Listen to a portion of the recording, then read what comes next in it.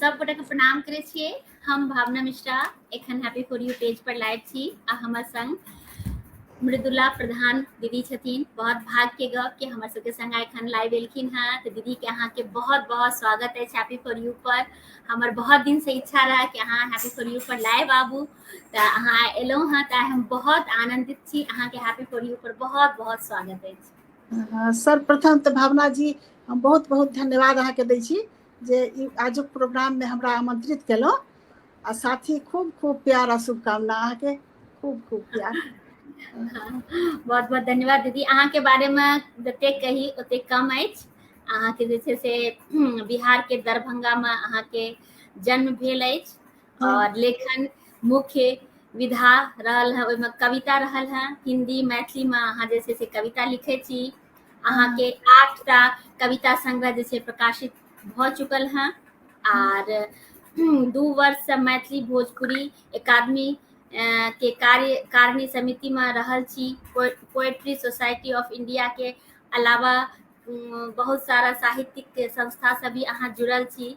साहित्य Akademi, poetry society of India, Maithili Bhojpuri Akademi और विभिन्न मंच से अहाँ के कविता पाठ भी है। तो बहुत ही खुशी भ रहल है कि अहाँ हैप्पी फॉर यू पर एखन हमर संग एलहुँ हैं। अहाँ के स्वागत है।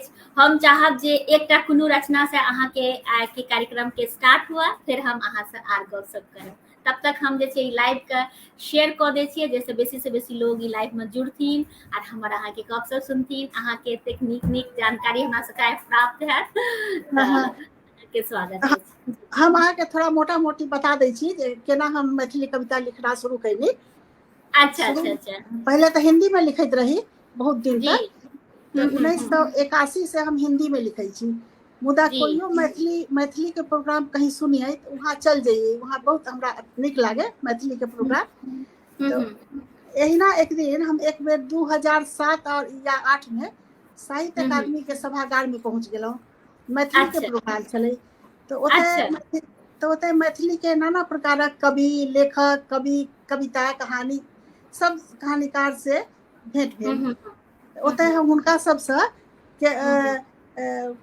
कियो दरभंगा के, कियो मधुबनी के, कियो सहरसा के आसपास के लोग, तो सबसे हम टूटल फूटल मैथिली में जेना आयल से बतियाए लगलहुँ।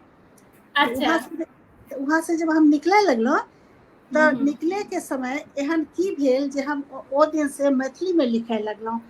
ई प्रसंग हम एकटा कविते के रूप में लिखने छी। तो उहे कविता हम आपके सुनबै छी। स्वागत जे कोना हम ओ दिन से लिखे लगलहुँ। बिल्कुल स्वागत। ओही दिन सभा से अबैत काल ओझा भेटैला, कहे लगला मैथिली में बजैत छी तो लिखैत किए नहीं छी।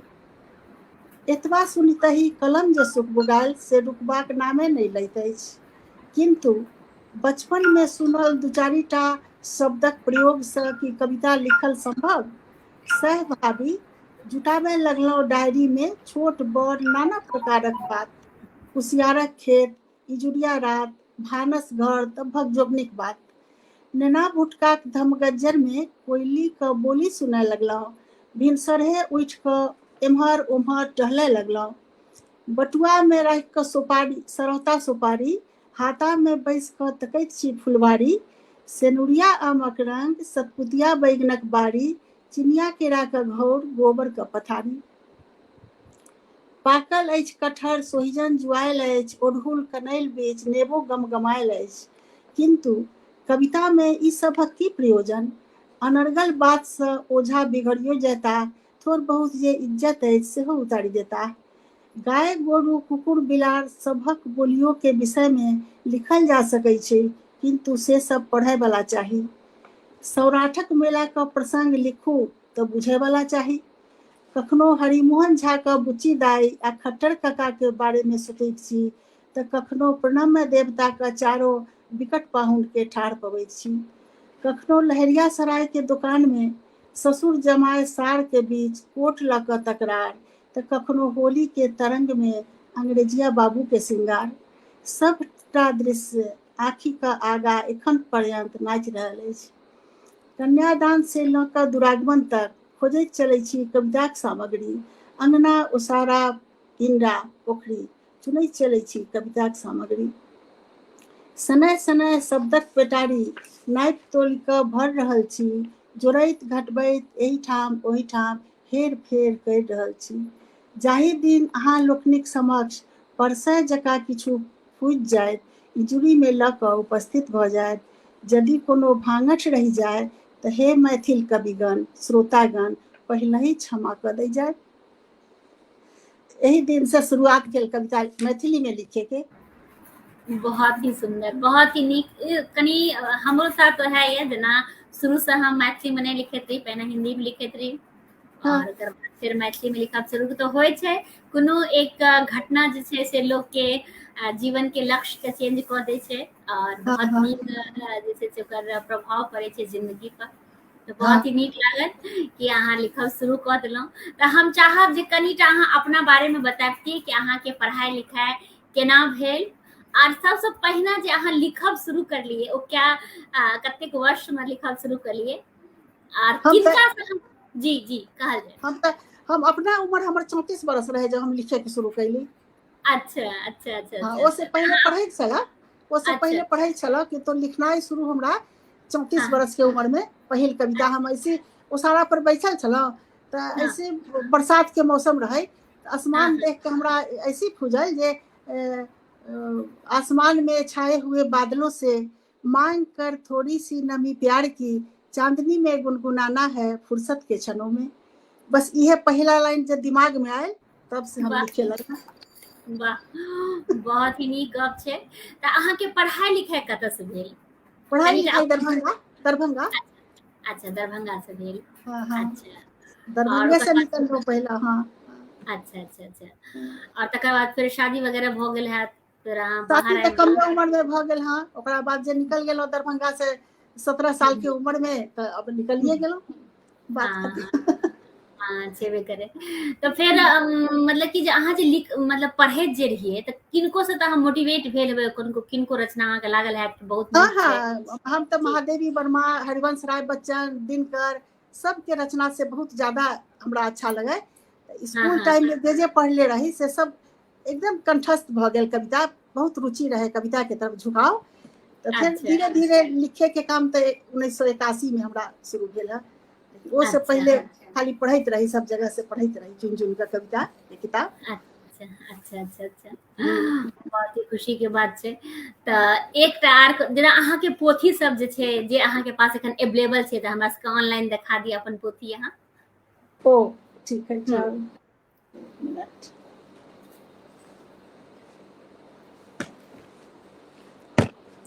इस सबसे किताब ये पढ़ी रही फुर्सत के क्षणों में। कनिटा एहि तरफ है। फुर्सत के क्षण फुर्सत में। के क्षणों में यही जी पर जी हमरा जो पहिल कविता जो 4 लाइन लिखली, हाँ हाँ चांदनी में गुनगुनाना है फुर्सत के क्षणों में, वही नाम हम्म। से कविता के किताब संग्रह पहिल आयल। वाह, बहुत हाँ, सुंदर। आर- एकरा बाद फिर ये गुलमोहर से रजनीगंधा तक। अच्छा, गुलमोहर से रजनीगंधा तक, बहुत सुंदर।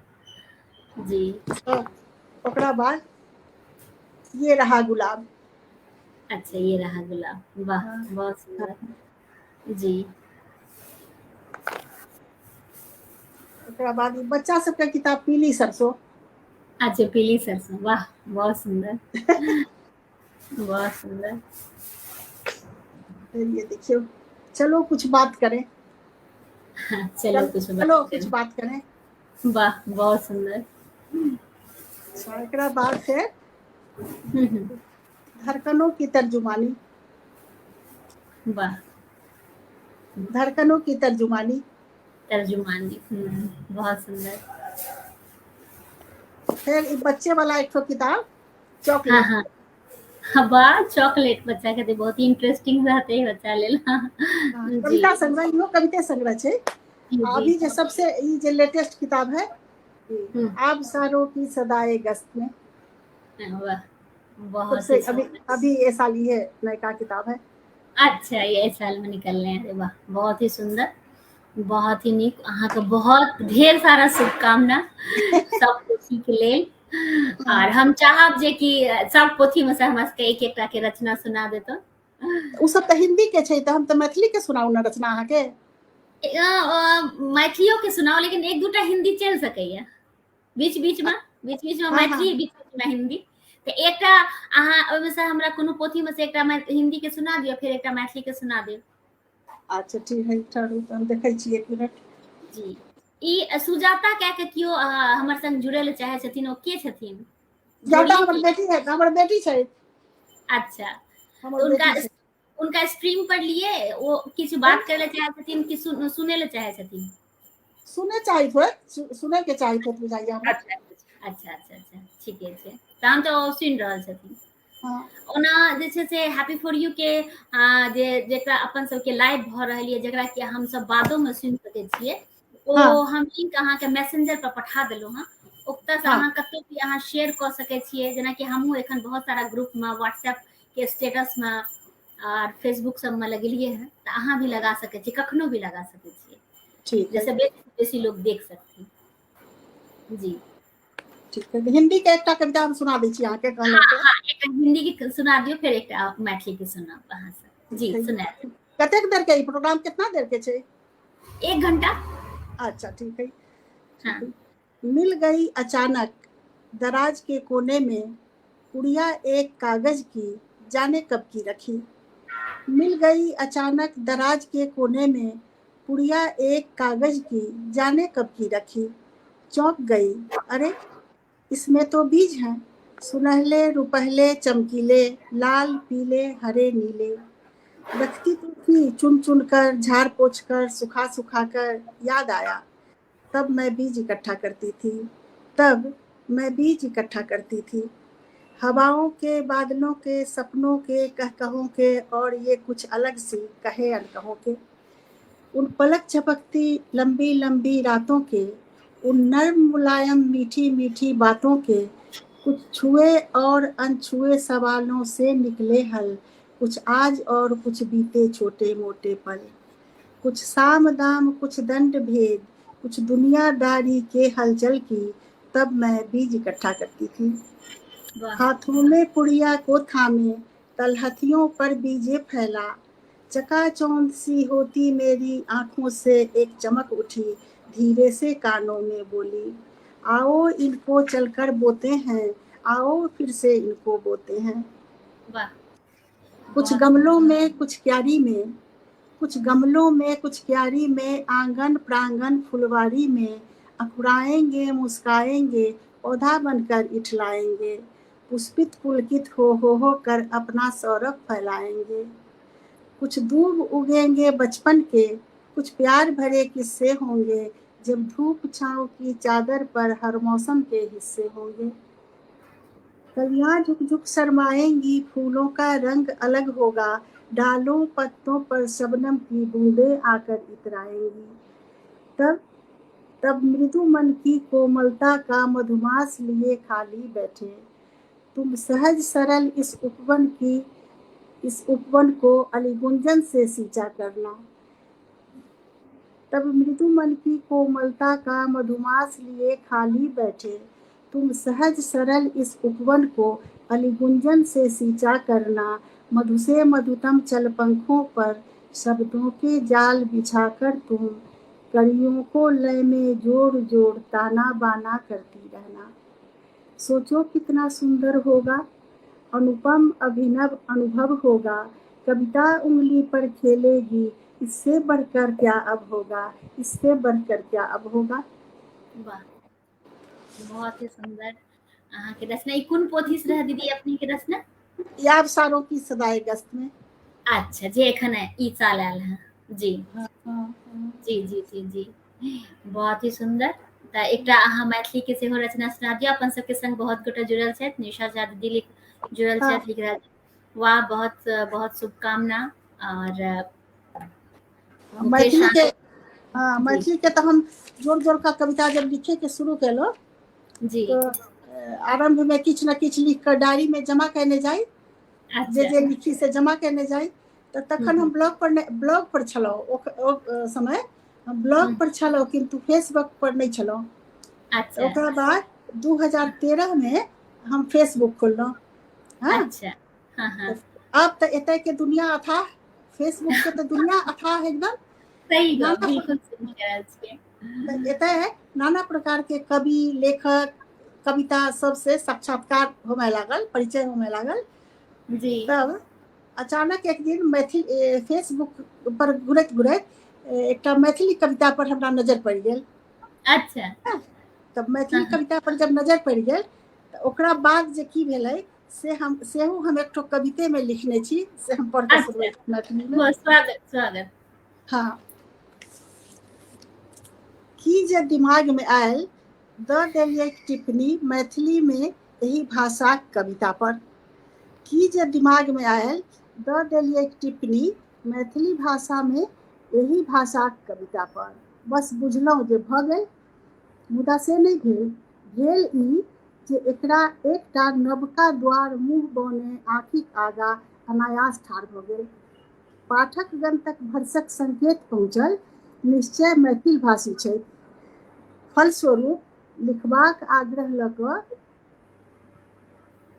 फलस्वरूप लिखबाक आग्रह लऽ कऽ आबय लागल स्नेह सम्मान से भरल ईमेल, आ हमरा भाव विह्वल होयबाक पूर्ण व्यवस्था भऽ गेल। अपनो दोष कम नहीं अछि। कलम के माध्यम से कुमरपत के गाम घर में विचरण करबाक लोग टाल नहीं सकलहुँ, आ किछु ने किछु लिख लिख कऽ निर्दिष्ट ठिकाना पर पठाबय लगलहुँ। अब आगाँ का यथार्थ ई जे बाल्यकाल से किशोरावस्था पर्यंत पढ़ल हरिमोहन झा के लिखल मैथिली भाषा के 4टा किताब, प्रणम देवता, कन्यादान, दुरागमन आ चरचरी, आ भनसाघर से रसोइया बाबाजी का मैथिल स्वर लहरी, एतबे लऽ कऽ फुरफुरायल छलहुँ। एन तेन प्रकारेण एही सबसँ अर्जित शब्दकोशक लिपापोती करैत करैत किछु दिन पाइ लागि गेल। फेर जतेक मन पड़ल सब भऽ गेल, किंतु आब की लिखू? यह गुनधुन में अनरौखे सँ चिकरि चिकरि कऽ सुतैत रहै छी। हे माँ सरस्वती, विनती करैत छी, उठाउ अपन बरद हस्त, किछु जोगाड़ कऽ दिअ, जाहिमे छवि बनल रहे, लेखनी में एहन किछु भरि दिअ। बहुत ही नीक अहाँके टिप्पणी, बहुत सुंदर टिप्पणी, बहुत ही बढ़िया। जेना अहाँ विभिन्न मंच पर जाइ छियै हाँ, और बहुत साल से जा रहल छियै, तऽ पहिने जे जाइत रहियै एखन जे जाइ छियै तऽ की अहाँके दुनू में अंतर लागैया? हमरा ओहिमे उतना कोई फर्क नहीं बुझाइए, हमरा अपना लेल तऽ कोई फर्क नहीं बुझाइए। अच्छा अच्छा, बाकी तऽ बिल्कुल, जी जी जी जी। तऽ बहुत सारा अहाँके जिंदगी में अनुभव भेल हैत हाँ हाँ जे, हाँ। तऽ हम चाहब कि एकटा कोनो अनुभव हमरा सबके साथ शेयर करतौ, कोनो भी अनुभव। जखन लोग सब हमरा से पूछैया जे अहाँ हम्म कोन विषय पर कविता लिखै छी, है हम्म कई बेर लोग हम्म सबके जिज्ञासा होइ छै जे कोन विषय पर लिखै छी, तऽ हम कहै छियनि जे हम रोजमर्रा के जीवन पर लिखै छी, और कोनो ऐसे बढ़ कऽ कोन विषय जीवन के। तऽ सही गप। हम रोजमर्रा के बात पर हम्म कविता लिखै छी, तऽ ओही हम्म विषय में अपन कुछ कुछ कविता लिखैत रहै छी। तब ओ हम्म। सब पर मैथिली में सुनाउ कि हिंदी में सुनाउ? फिर नहीं मैथिली नहीं, में। मैथिली में सुनाबू दीदी, मैथिली में सुनाबू। हाँ, ई तऽ मैथिली के प्रोग्राम छै, तऽ मैथिली में हम जी जी जी। रोजमर्रा के जीवन पर जे कविता सब लिखै छियै सेही हम्म सब। हम्म हम्म। मन के कहलियै उठू ने, किछु परिश्रम करू ने, किछु खोजि कऽ आनि दिअ, कतेक दिन भऽ गेल किछु नहि लिखलहुँ।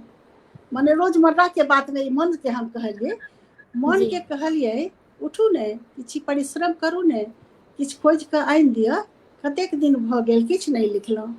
मन लुहछि कऽ बाजल, भरि दिन तऽ अहाँ अपने में बझेने रहै छी, कखनो पहाड़ पर लऽ जाइ छी तऽ कखनो फूल पत्ती में ठाढ़ कऽ दै छी, कखनो कपड़ा के दोकान में तऽ कखनो मिथिला माछ मखान में। सोमवार से लऽ कऽ रविवार पर्यंत बाजारे बाजारे आँख टंडैली में थकि जाइ छी। कोनो दिन छुट्टी दै छी जे कनि विश्राम करी, कनि अपन मोन चलाबी, कतहु जाई घूरी फिरी आबी, सिहमते होइया जे हमहूँ मनमानी करी, सिहमते होइया जे हमहूँ मनमानी करी, किंतु से कहाँ। अहाँ तऽ कखनो आङुर पकड़ि कऽ नचाबे लगै छी, कखनो अचरा में बान्हि कऽ दुलराबे लगै छी, आ कखनो कोचै लगै छी, ई नहि कैले उ नहि कैले, आ तकरा ऊपर अहाँक पकठोसल खबास, तकरा ऊपर अहाँक पकठोसल खबास ओहिना चिड़चिड़ा दैया। अहाँक फेरामे टीवी सीरियल सेहो वर्जित। सखी बहिनपा सब नागिन तऽ सिमरन तऽ साझेदारी की ढंगसँ देख कऽ फुफुरायल रहै छै। हम अहाँक कृपासँ भुखायल उघायल घुरि फिर कऽ वएह समाचार चैनलमे उघरायल रहै छी। ओह पर अहाँक कोप्शन कि परिश्रम करू, किछु खोजि कऽ आन, क्षमा करब दाइ, हमरा बुते नहि है। अहीं अपन हाथ गोड़ चलाओ, जतऽ जे मिले खोजि कऽ लाओ, जतबा खुजै लिखने जाओ, हमरो देखा सुना दे, नीक लागत हमहूँ थपड़ी पारि देब। वाह, बहुत ही सुंदर, बहुत ही नीक। अपन सबके संग मोनू झा जी, निशा झा दीदी, प्रफुल्ल हाँ, चंद्र झा जी, मुकेश आनंद जी सब गोटा जुड़ल छथि। सब गोटा के हम हृदय से आभार व्यक्त करबै और सब गोटा से आग्रह करबै कि लाइव के बेसिस बेसी शेयर करथिन, जैसे बेसी से बेसी लोग दीदी के कविता सुनथिन। बहुत नीक नीक रचना अहाँके सुनलहुँ हँ, बहुत ही नीक लागि रहल यऽ। तऽ जेना अहाँ कहलहुँ ने कि कोन विषय कैसे लिखे लेली, तो डे टू डे माने जे लाइफ है वही पर लिखै छी। तो एकटा हाँ हाँ बहुत छोट मोट कविता ऐसी रोजमर्रा के जीवन पर कि जी, आजकल के नवयुवक नया लड़का लड़की के मन के बात ई। अच्छा अंडा अंडा कविता के नाम छी अच्छा, अंडा। अरे वाह, सुनल जाओ। अंडा अहाँक सौजन्यसँ आभारित हम सदिखन। अंडा अहाँक सौजन्यसँ आभारित हम सदिखन। भुखायल ऑफिससँ घरमे घुसि रही, खबासिनके नागामे ओझरायल, अथवा हुनक रसहीन भानससँ चरमरायल। बिसरि गेलहुँ यदि कोनो दिन बाजार नहि गेलहुँ, वा अपनो व्यञ्जनमे स्वादक भाप केलहुँ। भूखक प्रकोपमे, देहक थकानमे, देर राति काजक भीषण प्रभावमे, आँखि खुजला पर भोरही भोर लगा दै छी नैया पार हमर इच्छित आहार। कोचो नीक लागैए, फ्राइयो नीक लागैए, उसनल सेहो नीक, करी सेहो नीक। ऑमलेट के बातें की, स्क्रैम्बल के बातें की, जहिना बनाऊ अंडा, अंडा के बातें की। बहुत ही नीक, बहुत ही सुंदर, बिल्कुल। ये सब चलैत रहै छी, इहे सब एहिना। हाँ, बिल्कुल बिल्कुल बिल्कुल।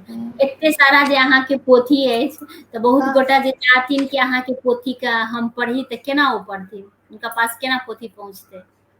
एमे से कई ठो दो तीन पोथी तो ऑनलाइन है, अमेजन पर है। ये अभी अच्छा नयका वाला ई सब पहिलका अच्छा सब करना है, पहिलका सब करे के पड़त, लेकिन अभी नयका सब तो है, ऑनलाइन अच्छा, मंगा सकै छी। ऑनलाइन अमेज़न पर भेट जेतै। हाँ अच्छा, हाँ चलू बहुत ही नीक बात छै। जिनका भी खरीदे के हेतै ओ ऑनलाइन ओ देख लेथिन, खरीद लेथिन। हाँ हाँ जी जी जी जी। हाँ। हम तो मैथिली में एगो सोच के फिर लिखे लगलो। पहले तो जब लिखे लगलो तो मन जी। में ई सोचे लगलो जाता हुँ। जे हम सब गोटा मिल के जे मैथिली भाषा के जीवित राखब, हुँ, तबे हुँ। ने ई भाषा संस्कृति बचल रहत। सही बात। तऽ कविता में कहानी में जेना भी होय, हुँ, तऽ हुँ, हुँ। कतहु जाइ छी माने भाषा कतहु नहीं जाए, यदि लिखल जाए तऽ सब कोई सही पढ़त तऽ बात, कहीं ना कहीं रहिए जाए, सही बात। संस्कृति बचल। तऽ जी, भले धिया पुता आजकल के धिया पुता के मैथिली के जी, विशेष ज्ञान तऽ नहीं छनि, किंतु जी। कविता सुन कऽ जब पूछै छथि जे ई शब्द के की माने, हाँ, उदाहरण हाँ। स्वरूप जैसे हम लिखलहुँ जे कुसियार, तऽ हाँ, हमर बच्चा पुछलन जे कुसियार की भेलै, तऽ हम कहलियनि सही जे बात। गन्ना। हाँ, हुँ, तऽ हुँ। हम लिखली जे भिनसर, तऽ भिनसर माने की, तऽ हम कहलियनि जे भिनसर माने खूब सवेरे, खूब सुबह, एकदम सवेरे। तऽ एक तरह से बुझू जे निश्चय हुनकर सबके शब्दकोश में कुछ मैथिली के भाषा पहुँच गेलै। सही। बिल्कुल, तऽ बिल्कुल, हाँ बिल्कुल सही। बिल्कुल, हाँ, आइ के नया जनरेशन में एनाहिए तऽ मैथिली के शब्द पहुँचतै, बिल्कुल सही कहि रहल ई छी। सब हुनका शब्दकोश में जे चलि गेलनि, तो हुँ, हुँ। प्रवेश भऽ गेलनि एक बेर, तऽ ई प्रवाह जे चलैत रहत तऽ हुँ, भाषा हुँ। अपन अक्षुण्ण रहत। तब हुँ। समय के अपन है कि बाल बच्चा धिया पुता सबके कुछ कुछ ज्ञान तऽ होते रहतनि माध्यम से, हाँ, हाँ, हाँ, बिल्कुल है सही ना। कह रहल छी। हाँ, हुँ। बिल्कुल सही कहलियै दीदी। और अहाँके जे लिखै के शैली यऽ ओ भी बहुत सुंदर यऽ। कहै छै बेसी गरिष्ठ शब्द लिख दै से जे छै से लोकके आइके जेनरेशन जे नया जेनरेशन छै ओकरा समझमे जे छै से नहि एतै, तऽ जतेक इजी वेमे लिखी ओतेक जे छै से सबके जे छै से समझमे आबै छै। हाँ हाँ हाँ। जेनाकि अहाँके हम कविता जे सुनलहुँ हँ आ जे हम आर अहाँके पढ़ै छी तऽ ओहिमे एकदम से लागै छै एकदम सरलता से सब बातके लोकके आराम जे छै से समझा दै छियै नया जेनरेशनके। मानि लिअ जे महापुरुष छथिन, जे अपन सबके विद्वत पुरुष छथिन, हुनका तऽ समझमे आबिए जेतै केहनो भी शब्दके इस्तेमाल करबै। लेकिन बच्चा जे आइके नया जेनरेशन छै जेकि इंग्लिशके दौरमे भागि रहल छै, आगाँ बढ़ि हाँ हाँ रहल हाँ छै हाँ। सब जगह देश विदेशमे, तऽ ओ तऽ चाहते कि जते सिंपल हुए, जतेक हाँ सरलतासँ हाँ, समझमे आबि जाय। तऽ ठीक ओ बात। सरलता के अहाँके हमरा लागैए कि ककरो भी समझमे आसानीसँ आबि जेतै। तऽ बहुत ही सुन्दर अहाँके रचना आ एते सारा जे अहाँके पोथी निकलल हँ हाँ तऽ जे छै से बड़ा ही खुशी भऽ रहल यऽ कि हमरो सबके पढ़ै लए भेटत कि अहाँके हाँ पोथी। हाँ, जरूर जरूर। तऽ हाँ, हम चाहब कि एकटा आर कोनो पोथी से हमरा रचना सुना देतौ। अच्छा चलू एक सेकेंड हम देखै छी, एक सेकेंड। कृष्ण मोहन झा जी भी हमर सबके संग जुड़ गेला हँ, तऽ उनका भी हम बहुत बहुत धन्यवाद देबै। जय मिथिला जय मैथिली लिख रहल छथि, निशा झा दीदी जुड़ल छथि, और राजीव मिश्रा भाई भी जुड़ गेला हँ, लिख रहल छथि कि सुंदर परिचर्चा, बहुत बहुत धन्यवाद भाई।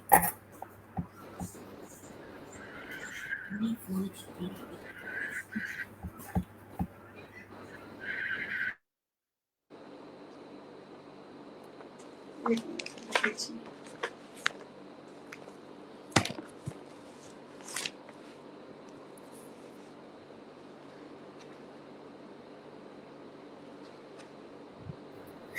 तऽ हर बृहस्पति का 5 बजे से हैप्पी फॉर यू हाँ पर चर्चा हो जी जी कहल जाय, काव्य धारा होइत अछि जी। हाँ, हम देखल करब, अब तब देख ली एक बेर आ गेली तब हम देखल करब हर बृहस्पति के। बहुत बहुत धन्यवाद दीदी।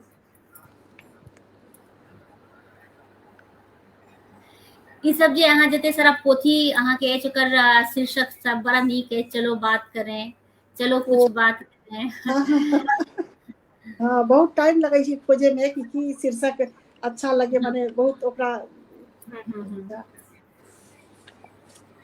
तो सुनबै छी कि नींद थी एक रोज जल्दी खुल गई, नींद थी एक रोज जल्दी खुल गई, और दृश्य बाहर था दिखा जो, कुसुम कलियों से अलग था, पुलिन पंकज से परे था।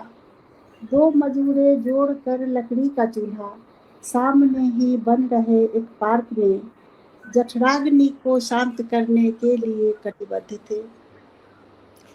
पक रही थी रोटियां, सिक रही थी रोटियां, फूल रही थी रोटियां, और रह रह कर वहां से उठ रहा था कुछ धुआं। कट रहे थे फाक आलू टोकरी भर, कुछ मसालों की वहीं पुड़िया पड़ी थी, एक शीशी तेल की अकड़ी खड़ी थी। 2 मजूरे और आए, लकड़ियों की गट्ठनें सर पर उठाए, फेंक बोझा थक जरा लेटे उठे बैठे कि शायद अब जरा खाकर ही कोई काम होगा। रोटियों के थाक को कपड़े से ढककर, तेज चूल्हे पर कढ़ाई को चढ़ाकर, छौंकने की छन से है आवाज आई, 1-2 लकड़ी हटाकर आंच को धीमी बनाई। 2 मजूरे और निकले टेंट से, जो नीम के नीचे लगा है पार्क में, वे अभी तक सो रहे थे, हो कि शायद रात कल रोटी उन्होंने ही बनाई। पेड़ की डाली झुकाकर एक डंठल तोड़कर मुंह से लगाया, दूसरे ने टीन का लंबा कनस्तर रख चापाकल चलाया, और इतने में जरा जल्दी से हमने चाय अपनी थी बनाई। खाक रोटी की बड़ी सूंधी नरम, लिपटे मसालों में बना आलू गरम, बैठकर एक झुंड में सब खा रहे थे, और चापाकल का पानी हाथ का दोना बनाकर पी रहे थे। और इस आधार पर ही आज हमने और इस आधार पर ही आज हमने गर्म रोटी काट आलू फाँक वाले की बनाई, वरन कोई स्वाद आया फिर मुझे यह याद आया, क्योंकि चूल्हा गैस का था, और पानी की कहूँ क्या, फ्रिज में परसों का रखा था। वाह, बहुत ही सुंदर। जेना कि आब शहर में तऽ चापाकल नहिए भेटै छै। अपना सबके तऽ अपना सबके एखनो गाँव में चापाकल से पानि अपना सब जे छै से चलाबै लै छी, लेकिन एतऽ शहर में तऽ बहुत बच्चा के चापाकल के मतलब वो नया जनरेशन के नहीं पता हेतै जे चापाकल ककरा कहल जाइ छै। बिल्कुल, जेना अहाँके दूटा पोथी बच्चा के लऽ के छै, हाँ अहाँके हाँ दूटा कविता संग्रह बच्चा वाला छै, तऽ हमरा बड़ा ही नीक लागै, कियाकि बच्चा के लेल जते पोथी लिखल जाय ओते कम लोग बच्चा के लेल कमे पोथी आबै छै, हाँ तऽ हाँ हम हाँ। चाहब कि बच्चा वाला पोथी से भी एकटा रचना हमरा सबके सुना देतै। अच्छा,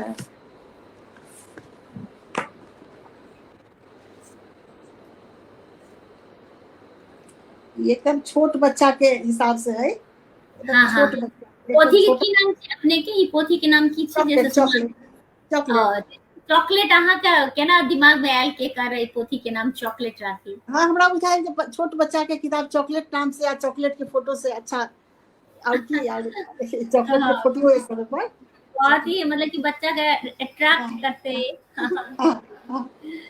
ई रतीश मिश्रा जी लिख रहल छथि, वाह भावना जी, अहाँ नीक कार्य करैत छी, साहित्यिक ए विद्या में पूर्ण लोढ़ैत छी, काव्यधारा के प्रभाव में प्रभावित हो, सस्नेही लोकनिक ओढ़ना ओढ़ैत छी, ई सब कर मैथिली में से एक पैघ बात, हिंदी आ अंग्रेजी के बीच में ई सौगात नाम भावना बढ़ाओ, साहित्य प्रभाव सत्य अछि, मिथिला में एकर बड़ अभाव। बहुत बहुत धन्यवाद अपने का, बहुत बहुत धन्यवाद जी। जी सुनायल जाय। हाँ, चलू छोट बच्चा के एक ठो कविता यही में से सुनबै छी। हाँ हाँ, स्वागत, चॉकलेट। बिल्कुल सुनायल जाए। सूरज का घर कहाँ और माँ चांद कहाँ सोता है, सूरज का घर कहाँ और माँ चांद कहाँ सोता है, तारे क्यों चमचम करते, बादल कैसे उड़ता है, सुबह कहाँ से आती है और रात कहाँ जाती है, हवा कहाँ बैठी रहती, बारिश कैसे होती है, कैसे खिलता फूल पेड़ कैसे लंबा होता है, सूरज के गोले में कह दो कौन धूप भरता है, इंद्रधनुष कैसे बनता और छाया कौन बनाता है, माँ तुम ही कहो कि मेरे उठने से पहले ही चांद कहाँ छुप जाता है। वाह! बहुत ही बच्चा, सुंदर। छोट बच्चा के जिज्ञासा। जी, जी, जी, बहुत ही सुंदर। बिल्कुल बच्चा के इएह सब प्रश्न रहिते छै। बहुत सुंदर अहाँके। आ दोसर जे पोथी छै बच्चा के, ओ की नाम छै पोथी के, बिसरि गेलियै हम। पीली पीली सरसों, पीली सरसों। अच्छा, पीली सरसों। तऽ पीली एकर सरसों, नाम पीली सरसों किया राखलियै। पीली सरसों उत्साह के प्रतीक होइ छै ना, पीली अच्छा, सरसों देख के आदमी में उमंग उत्साह के अच्छा, भावना जगै छै। तो अच्छा, अच्छा, ये पीली सरसों किताब हमर नतनी है मृगनयनी और नाती है अच्छा। मेहुल, तो ओकरे सबके समर्पित ई किताब नानी के तरफ से पीली सरसों, कि अरे वाह! हमेशा उमंग उत्साह से भरल रहे बच्चा सब। बहुत सुंदर, बहुत ही नीक। तऽ अहियो में से एकटा रचना सुना दियौ।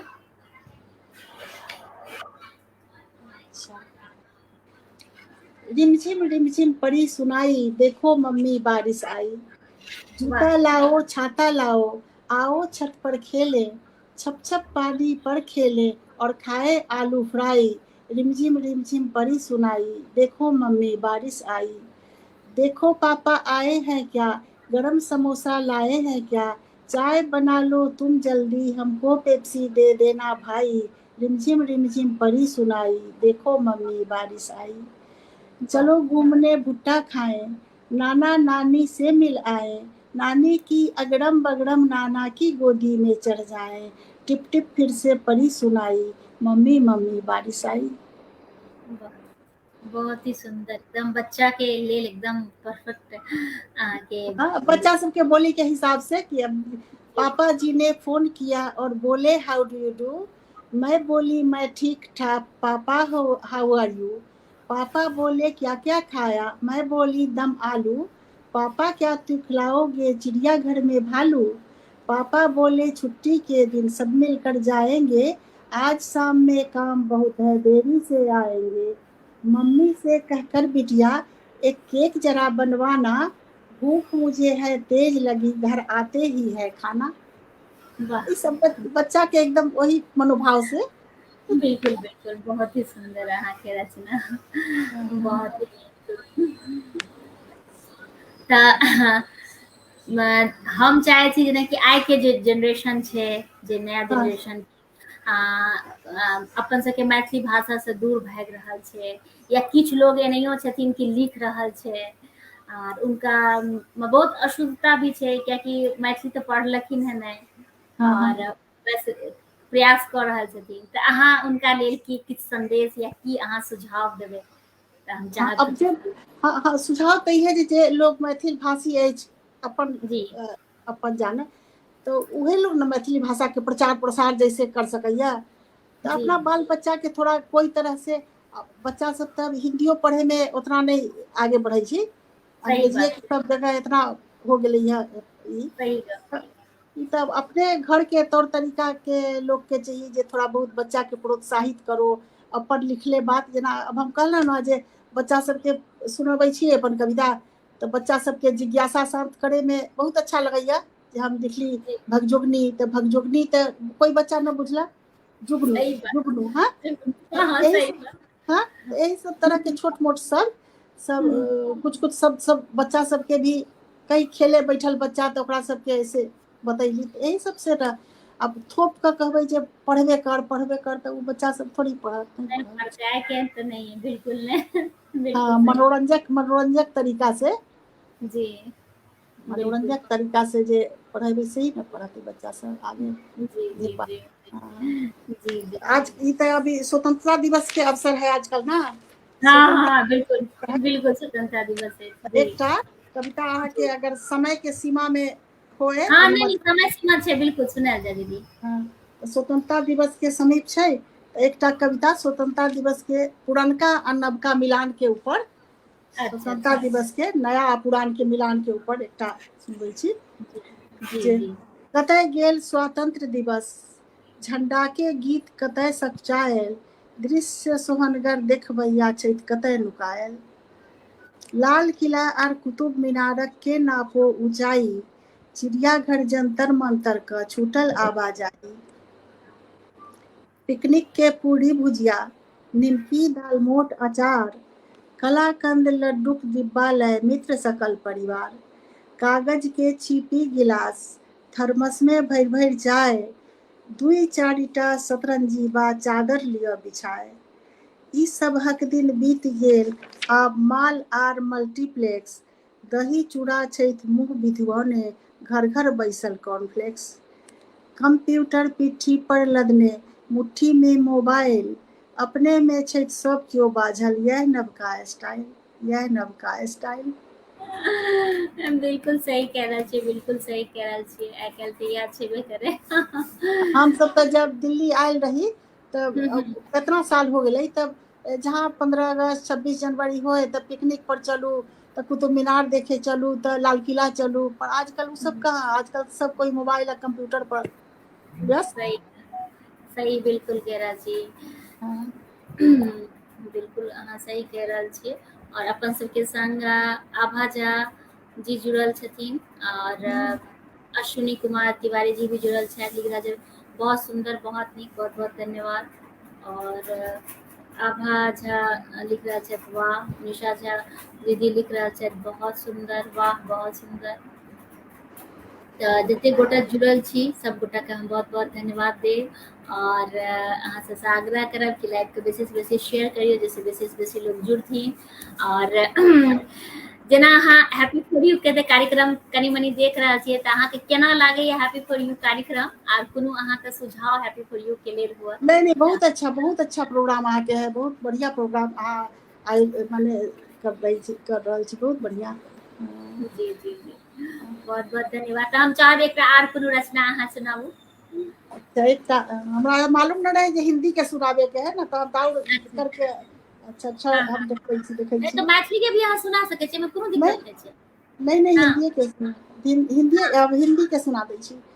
हाँ हाँ हम तो जब दिमाग में आयल कोई भाषा कोई शब्द तो उर्दू के होय तो उर्दूओ में लिखे लगे छी। तो ओकरी हम नहीं सोचे छी जे उर्दू के ट्रांसलेट क के हिंदी करू, वही में लिखे लगे छी। अच्छा, जी, एक जी, कविता हम सुनबै छी जे बहुत बेर होइ छै ने जे भाई बहन अपन समय कोई मजबूरी में बहुत बहुत दूर है, भाई बहन से भेंट नहीं हो रहा है। हाँ, हाँ, बिल्कुल। जैसे अभी ये राखी आ रही है तो बहुत भाई बहुत बहन अलग हो जरा आपस में भेंट नहीं होते, तो सही वही जो भावना पर आधारित, चाहे बहन जी, बहन बहुत दूर अपना अपना ससुराल में बसल है तो नहीं भेंट भेल, तो वही भावना पर आधारित ये कविता। स्वागत सुनाया जाए। माजी के समानों में हमको भी रखे रहना, माजी के समानों में हमको भी रखे रहना, सीपी की डब्बियों में हमको भी रखे रहना।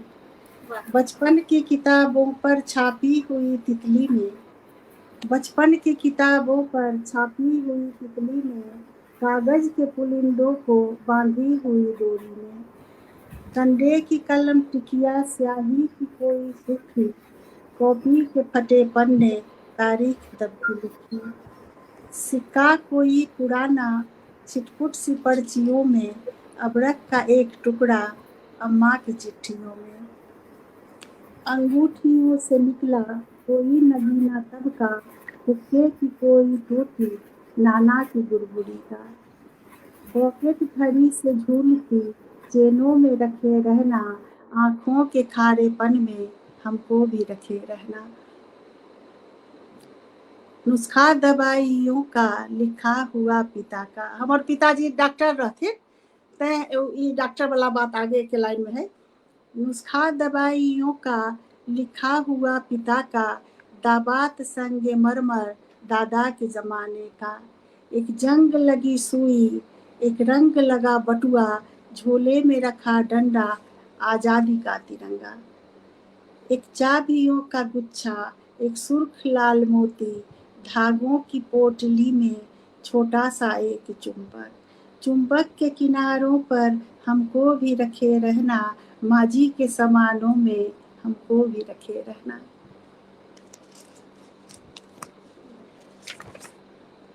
बहुत ही सुंदर बहुत ही नीक।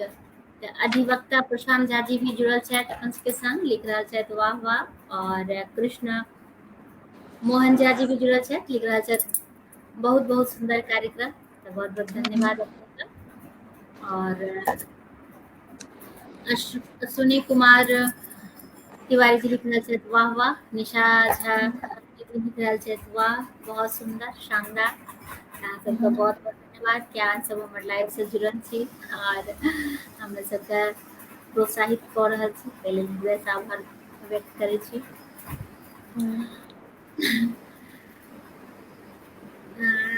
तऽ दीदी आर अहाँके मनमे कोनो एहन गप जे हमरा सबके अहाँ कहै लए चाही, के अहाँके कोनो एहन गप, कोनो राय या कोनो मनमे कोनो होइ छै ने कखनो किछु हम कहै लए चाहै छी, तऽ किछु अहाँ कहै लए चाही तऽ अहाँ कहि सकै छी। कहे ला के अब मन के भाव तो अलग अलग, तो अभी भाव देखो मन के एकटा जे जी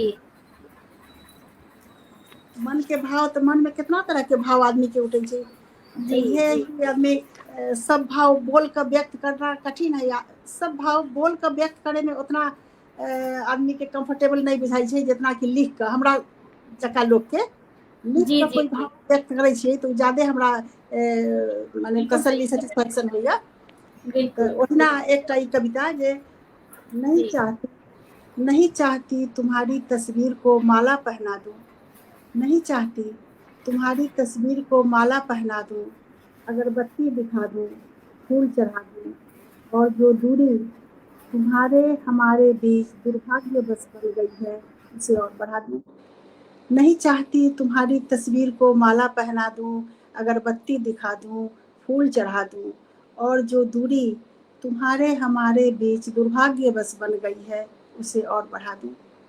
नहीं चाहती नियम कानून से बना बना कर जा अनबूझ पहेलियां हल निकालूं, सुनी सुनाई जहां तहां की जिनकी तिनकी मन में पालूं, और सोचने चाहने याद करने की अभ्यास जिस छवि की उसे ही बदल डालूं, प्रहार कर अपनी क्षमता पर व्यथा को दिखाना नहीं चाहते, यादों को सहेजने की कोई और पद्धति अपनाना नहीं चाहते।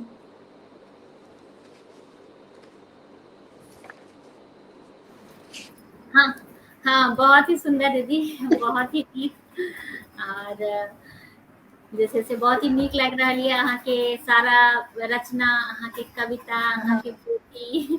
हम तऽ और जे भाव जे अहाँ कहै छी भाव, तऽ भाव देखियौ, एकटा कविता के भाव जे जी जी जी, बची कहल पिता पिता के बाद बची हुई माँ, कविता के शीर्षक छै। जी जी जी जी, सुनायल जाए। पिता के बाद बची हुई माँ अचानक कितनी निस्तेज लगने लगती है, एक नए प्रतिबिंब में तब्दील हुई खुद को ही नहीं पहचानती है। बेरंग आंखों की उदासी से उद्वेलित मन को बांधती है, सुबह शाम की उंगलियां थामे अपने आप ही संभलती है। तूफान के प्रकोप को समेटती हुई रुक रुक कर चलती है, सुनेपन को जाने किस ताकत से हटाती है। यादों के प्रसून वन में हंसती मुस्कुराती है, भावनाओं के साथ युद्ध करते हुए आंसुओं को पी जाती है। और कभी कमजोर दिखने वाली माँ अचानक कितनी मजबूत लगने लगती है। पिता के बाद माँ अचानक कितनी निस्तेज लगने लगती है। बहुत ही सुंदर, बहुत ही नीक, सही कह रहल छियै। बिल्कुल अहाँके जे कविता के भाव अछि ओ एकदम स्पष्ट अछि। बहुत ही नीक। और प्रशांत झा जी लिख रहल छै, जबरदस्त लाजवाब रचना अपने के। बहुत बहुत धन्यवाद। और बिल्कुल, तऽ हम चाहब कि आइ के कार्यक्रम जे हम समाप्त करी, तऽ एकटा कोनो अहाँके मैथिली के रचना से आइ के कार्यक्रम के समाप्त करी। अच्छा, मैथिली के रचना से? जी जी जी। अच्छा अच्छा।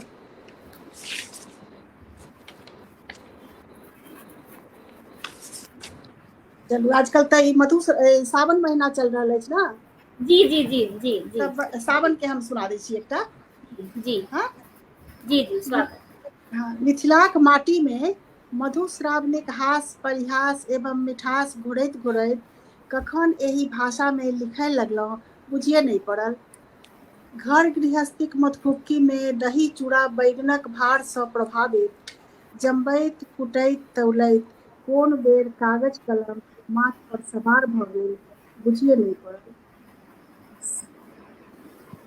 समदाउनी के गीत सुनि कऽ, विद्यापतिक कविता पढ़ि कऽ, हवासक अनुपस्थिति में चूल्हा पजारि कऽ, अदौरी तिलौरी दनौरी पारि कऽ कखन कविता पारय लगलहुँ बुझिए नहीं पड़ल। सावन भादो क झीसी सँ नुका कऽ, मीना भुटका के कोर में बैसा कऽ, गोनू झा के गप सँ सबके हँसा कऽ, पितरिया के जरौटा में काजर सेका कऽ कखन कविता सेकय लगलहुँ जे बुझिए नहीं पड़ल। भिनसरहे भानस भात पसा कऽ, तीमन तरकारीक कठौती सजाइ कऽ, अंगना उसारा चबूतरा बहारि कऽ, गमगम घी में सोहारी छानि कऽ कखन कविता छानय लगलहुँ बुझिए नहीं पड़ल। मिथिलाक माटी में मधुश्रावणिक हास परिहास मिठास घुरैत घुरैत कखन एहि भाषा में लिखय लगलहुँ बुझिए नहीं पड़ल। हो गेल, सावन के भी एकठो हो गेल बढ़िया। बहुत ही सुंदर। तो भोला बाबा के भी कोनो रचना छै तऽ एकटा सुना देतियै। आय भोला बाबा के कोनो रचना छै? जेना एखन सावन चलि रहल छै, भोला बाबा के।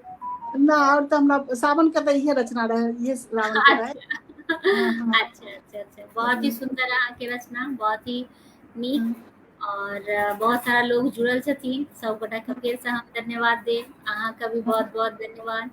हाँ और हाँ। कोनो एहन रचना जकरा कि अहाँ सोचने हेबै कि हमरा सबके सुनायब, आप कहीं बिसरि तऽ नहि गेलियै से देख लियौ, कोनो एहन रचना तऽ नहि अहाँ सेलेक्ट कए कऽ राखने रहियै कि हमरा सबके सुनेबै आ नहि सुना सकलियै? हाँ, असल में उसे तो हम छांट के रखले नहीं रही ना, रखले रही हाँ तो जरूर। हाँ, से एक बेर चेक कऽ लियौ कोनो रचना अगर छूटि गेल हुए, कियाकि एखन अपना सबके पास 5-7 मिनट छै, तऽ ताहि लेल एक बेर चेक कऽ लियौ।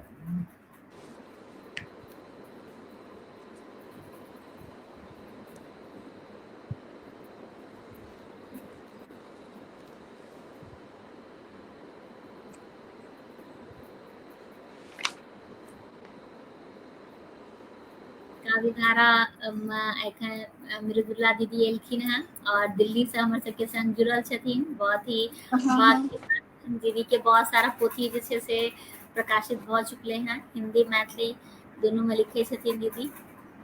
और बहुत ही नीक लागि रहल अइ। अच्छा जी ठीक है, तो निकाल ले लिए वैसे। जी।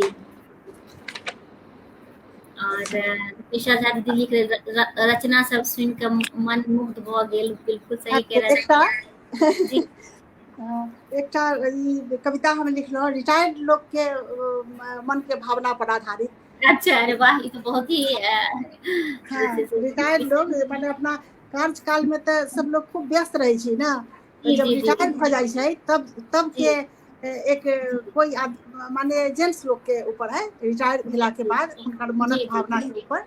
जी। तब मैं व्यस्त रहता था, हुँ, तब मैं व्यस्त रहता था, यहाँ से वहाँ, वहाँ से वहाँ और फिर वहाँ से वहाँ। जी, कुछ सुनता था, कुछ नहीं सुनता था, कुछ कहता था, कुछ नहीं कहता था। पर तुम जो कहती थी कुछ प्यार व्यार जैसा, वो फिर से कहो ना।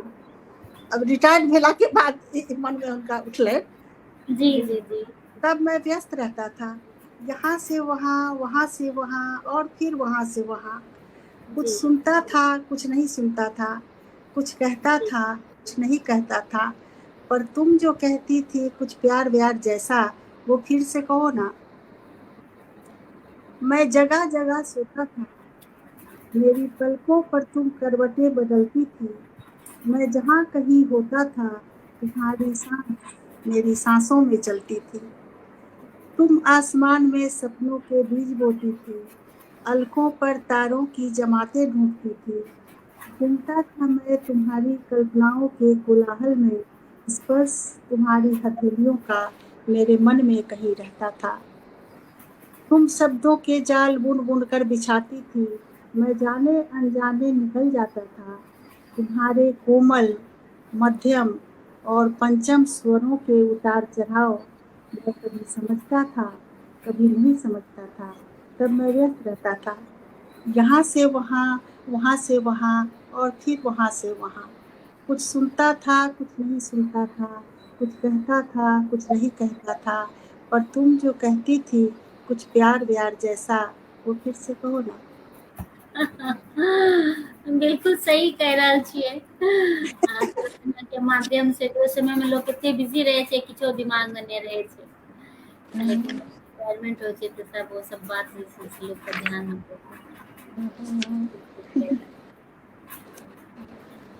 आजकल सब बच्चा सब तो विदेश में जाकर बस जाए छै ना, बाल जी, जी, बच्चा विदेश जी, में जाए के कितना ललक बिल्कुल, सबके है। तो वही जी, भावना पर आधारित एक माय बाप के सब भावना तो अपने मन के नहीं होइ छै, दोसरों सही, के तो भावना कविता में लिखै छी। तो उ बिल्कुल, खोज बिल्कुल, हाँ, तो कई बिल्कुल बेर जे सही। दोसर के भावना लऽ के ई कविता हम लिखलहुँ एक बेर से सुनबै जी, छी अहाँके। जी, समय जी। छै नहीं, बंद कर दियौ। नहीं, नहीं, छै, सुनल, ठीक सुनल, ठीक छै। है। तुम्हें बुलाने को हमने सावन से यूं बोला था, माँ बाप के कह रही है। जी, तुम्हें बुलाने को हमने सावन से यूं बोला था कि कह देना बारिश की बूंदें गिरती हैं अपनी छत से होकर हर दिन।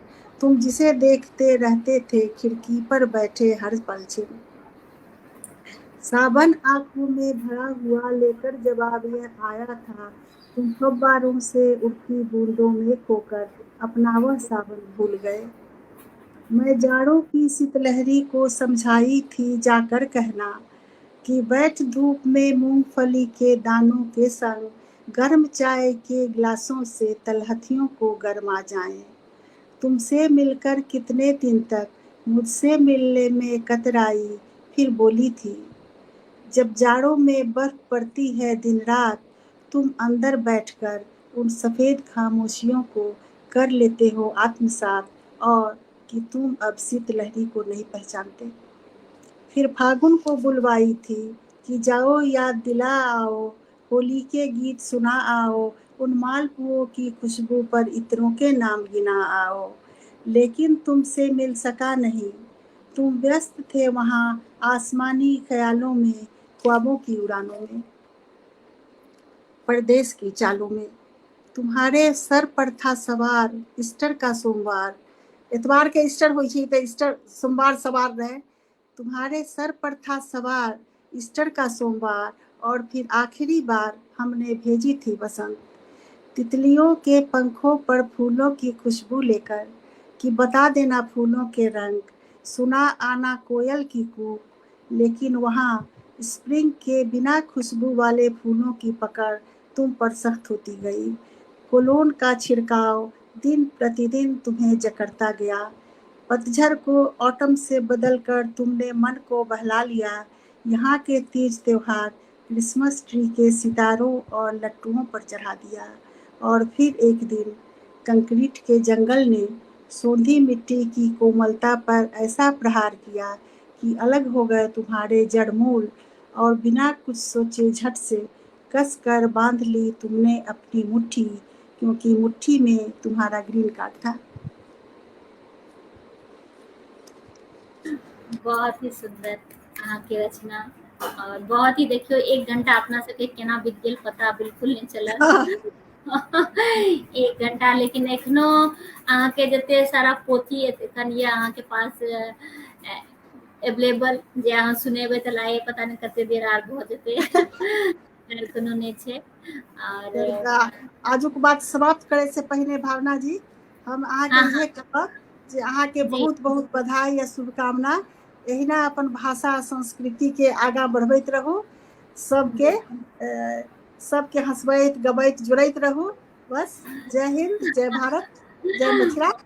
बिल्कुल बिल्कुल, बहुत बहुत धन्यवाद। अहाँ के आशीर्वाद, अहाँ सबके स्नेह एनाहिए हमरा भेटैत रहे, ऐसे बढ़ के किछु नहीं इस दुनिया में। बहुत और एंजॉय केलहुँ, हमहूँ अहाँके साथ बहुत एंजॉय केलहुँ। हाँ, बहुत ही नीक लागैए। और ई काव्य धारा में देखियो कि लगभग 3 साल से ऊपर 120 की कते में एपिसोड रहे आज का, एतेक हाँ, रचनाकार एलखिन हैं। तब बहुत एकर हमरा बेसब्री से पूरा सप्ताह में इंतजार रहैया जे हाँ, कि हाँ, अहाँ से किछु सुनै ले भेटत, किछु सिखै ले भेटत। और बहुत ही नीक लागैए हमरा ई कार्यक्रम। हाँ, हाँ, बहुत यानी अच्छा, हमरो बहुत अच्छा, जी खूब धन्यवाद। चलिए, खूब जी, धन्यवाद।